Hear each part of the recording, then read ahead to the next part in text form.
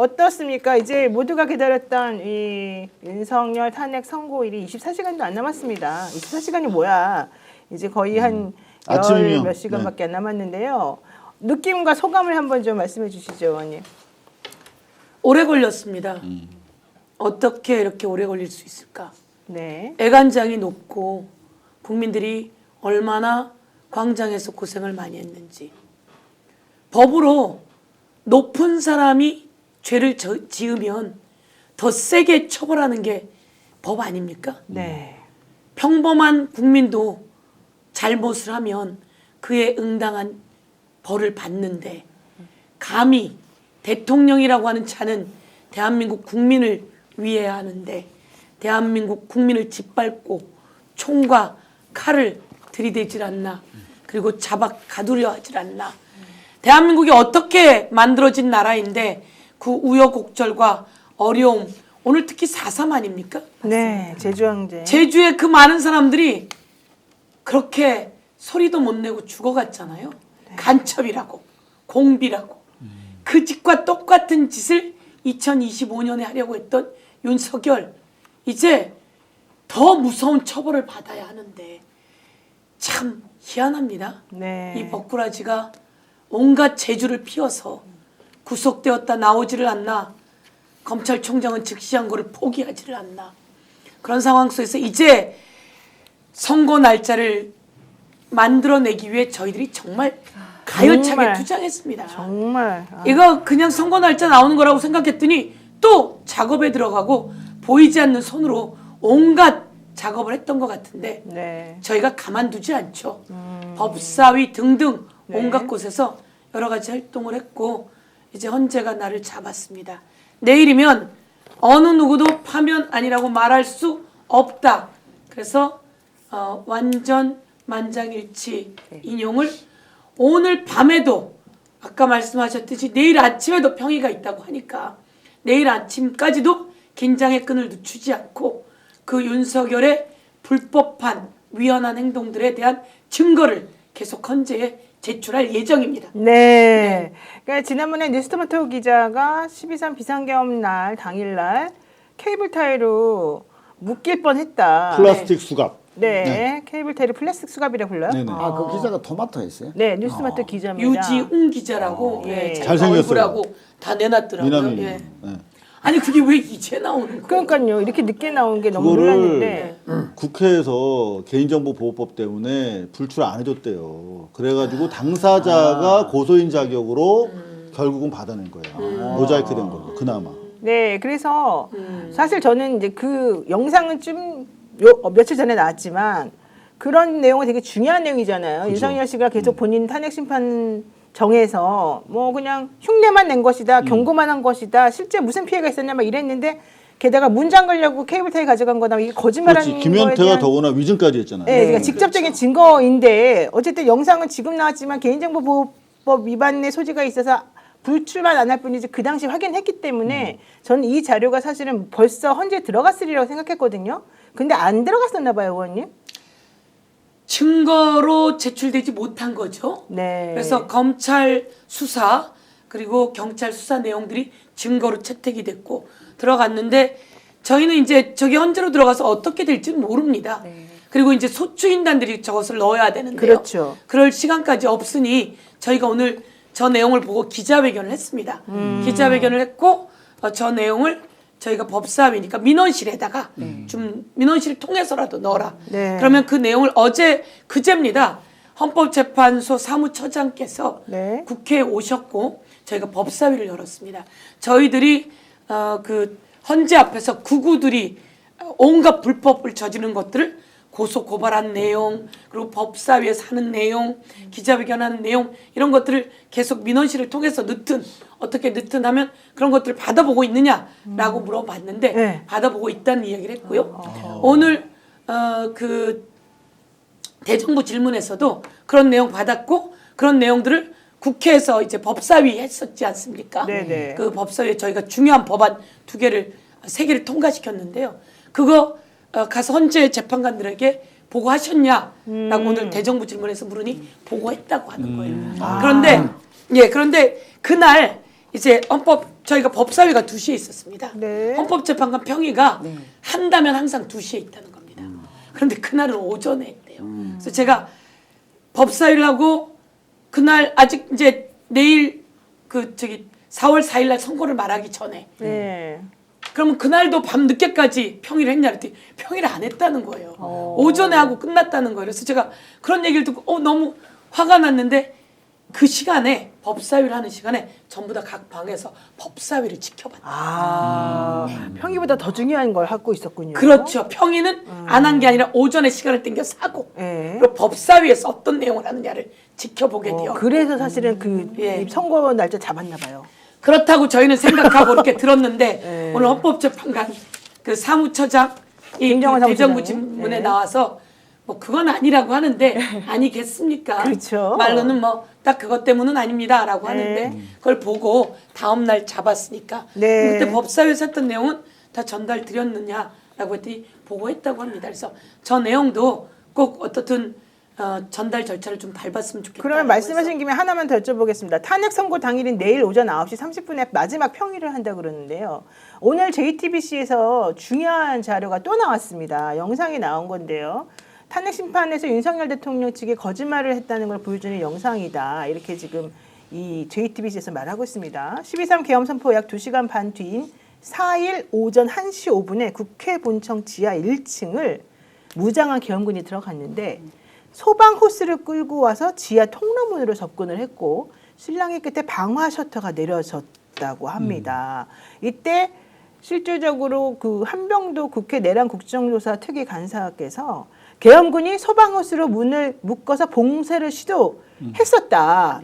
그래서 실질적으로 방화 세트를 내려서 계엄군이 봉쇄하는 것을 막아버렸다. 이제 이런 얘기까지 오늘 하셨다고 지금 하는데 이게 바로 국회가 그때 엄청 빨리 신속하게 절차를 진행해서 계엄 해제를 의결하고 나서 4분 후의 상황이라고 그러더라고요. 이런 자료도 엄청 중요한 거 아닙니까?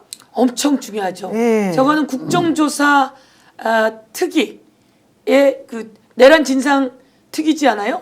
거기에 한병도 간사시니까 네네. 저 내용은 공식적으로 헌재에 전달해야 되지 않을까. 그렇죠. 이 국회 사무처 측에서 이걸 얘기를 했답니다. 계엄 해제 결의안이 이미 통과됐기 때문에 하지 마라.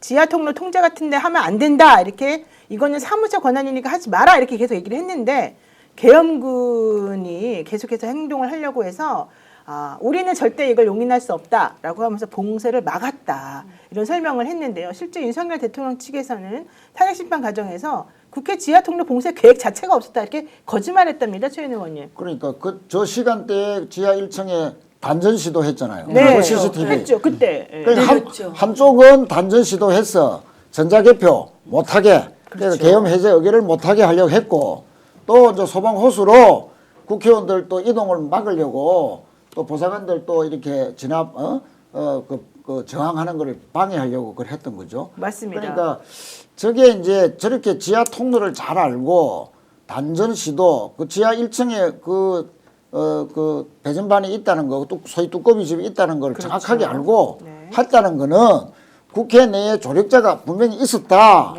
그러니까 지금 의심하고 있는 사람은 네. 군에서 파견 온 국회 파견관이 있죠. 준장, 베라나. 네, 그 네, 양반이 네. 뭔가 이상하다 네. 하는 의심을 받고 있죠. 그분이 내 총자예요? 그러면? 내통자라고 의심받고 있죠. 그런데 그 양반이 왜 그 의심을 받고 있느냐면 이 양반이 계엄 해제 그 계엄 내리고 들어갔어요. 국회 안으로. 특히 본관 쪽 의원회관 쪽으로 자기 이제 사무실 들어갔는데 뭐 때문에 들어가느냐라고 하니까 자기 그 뭡니까 뭐 치약 칫솔 등 정신 나간 세면 도구를 가지러 갔다라는 변명을 했다. 말도 안 되는 네, 변명이 그러니까 진짜 많아요. 희한한 변명이잖아요. 그 와중에 무슨 그 와중에 변명을 하고 세수를 한단 말입니까? 무슨 세수를 하고 세면을 하고 그쵸. 엄청 그런 위생적인 말을 예. 했다면 저는 뭐 아주 유력한 국회에 공식적으로 유력한 분한테 들었습니다. 그분이 그 사람이 조력자일 수 있다. 그 양반도 내란 동조의 혐의로 지금 고발이 아직 안 됐을 건데요. 그 이제 내일 탄핵되고 나면 그 양반도 누가 한번 고발할 수도 있겠다라고 싶습니다. 아니, 법적 조치 취해야죠. 법적 그러니까 조치 제가 우리- 취해드리죠. 예, 예. 제가 또 그러니까. 법적 조치 잘 취합니다. 의원님 우리 서의원님이 예. 그 내용만 담당해 주십시오. 제가 다 정리해. 알겠습니다. 내가 누구하고 예. 공익 제보를 해. 그러면 우리가 내용 쫙 들어보고 알겠습니다. 처벌은 반으로 하여튼 줄여야지. 그 양반이 상당한 의심을 받고 있어요. 송진호 윤석열 대통령 변호인은 지난 2월 25일 날 탄핵 심판하는 와중에 국회 각 건물은 지하 통로로 연결되어 있는데 이를 봉쇄할 어떤 계획도 가지고 있지 않았다라고 말을 했고요. 또 윤 대통령 측에서 계속해서 경고성 계엄이기 때문에 우리는 아무 짓도 하지 않았다. 이런 얘기를 했었으나 실제 나오는 장면이나 증거들은 그들의 말이 다 거짓이라는 거를 알 수 있게 됐고 윤건영 의원도 여기에 대해서 이걸 어떻게 위헌이 아니라고 할 수 있겠냐. 이걸 어떻게 기각을 시켜줄 수 있겠냐. 이런 열변을 토하셨습니다. 지금 의원님들께서는 국회에서 거의 계엄 이후에 숙식을 다 네, 하고 맞습니다. 그쪽이 이제 집처럼 생활을 하셔서 익숙하시겠지만 시청자분들께서는 잘 모르실 것 같아서 설명을 해보면 저 아까 나왔던 문이요.